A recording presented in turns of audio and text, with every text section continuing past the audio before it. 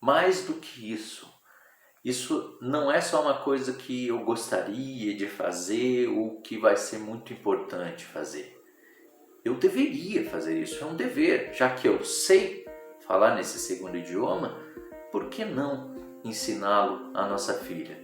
É um legado que eu posso deixar para ela, uma herança. Nesse momento, com certeza, a maior herança que eu posso deixar para ela. Let's go, baby!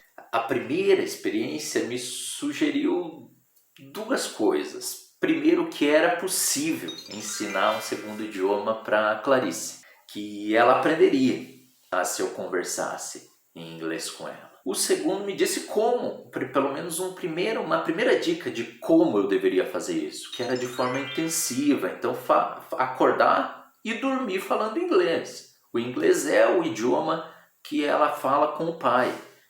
E não existe outra coisa, não existe outro idioma nesse contexto de conversa com o pai. E além disso, essa experiência me mostrou outra coisa em relação ao aprendizado, e não só ao aprendizado, mas aí já entra um pouco nessa questão da relação pais e filhos. Isso deveria ser alguma coisa duradoura, alguma coisa de longo prazo. Eu não poderia começar a ensinar minha filha inglês agora, quando ela completou 1 ano, e parar quando ela completar 5 anos para depois mandar ela para a escola de inglês quando ela fosse adolescente.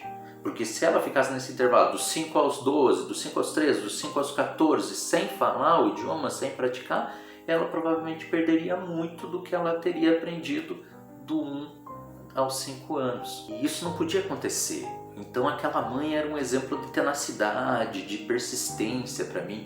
E eu queria ter essa coisa também, da persistência, da tenacidade. Puxa, é um negócio, é um projeto, é uma realização de longo prazo que eu vou ter em conjunto com a minha filha. Eu acho que isso vai ser mais gratificante até do que o ensino do idioma em si mesmo. Isso foi o que essa primeira experiência me ensinou. A segunda experiência, que foi na verdade uma não experiência, né? A experiência do não acontecido, né? Primeiro, poxa, minha filha então chegaria até a adolescência sem falar inglês, sem falar num segundo idioma, quando o pai dela sabe ler, escrever, ouvir e falar nesse segundo idioma e poderia ter ensinado isso para ela. Então eu via naquela mãe, na professora, mãe dos adolescentes, esse arrependimento, algo de amargo, e o arrependimento era grande naquilo. E eu não queria ter aquilo ali para mim.